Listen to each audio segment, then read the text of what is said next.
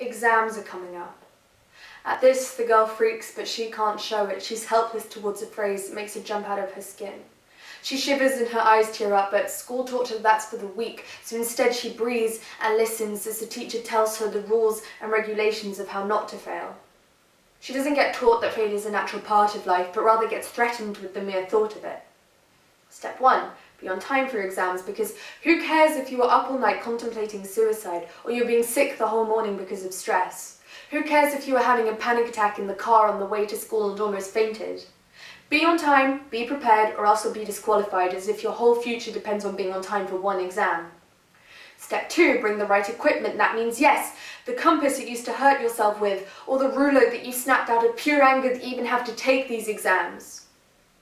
That means a pencil that you can't draw with anymore because it only reminds you of the countless calculations that you were forced to make for nothing, and alongside that, the calculator you bought for more value than you feel you have right now. Step 3, no electronic equipment unless necessary, because what's not necessary is having to text someone that you can't take this anymore, because that just means you're cheating, right? And I'm not saying this is everyone, but there are certain individuals that are being insulted of their individuality, and whether you know it or not, anyone who enters that exam hall is being insulted of their individuality, and there is nothing they can do because a specific letter of the alphabet, which, may I remind you, we use to write words of wisdom, not only words that we've stayed up late memorizing over and over again, proves more about them than their personality or creativity. How many more kids need to become the D, E, A, and D that is clearly plastered on their exam paper before we start realizing that exams are good for nothing? Before we start realizing that kids who have a whole future ahead of them are getting so stressed over an exam grade they feel they're worth less than the grade they're expected to get? And we start caring more about the letters that are on our exam papers than the letters written on our suicide notes.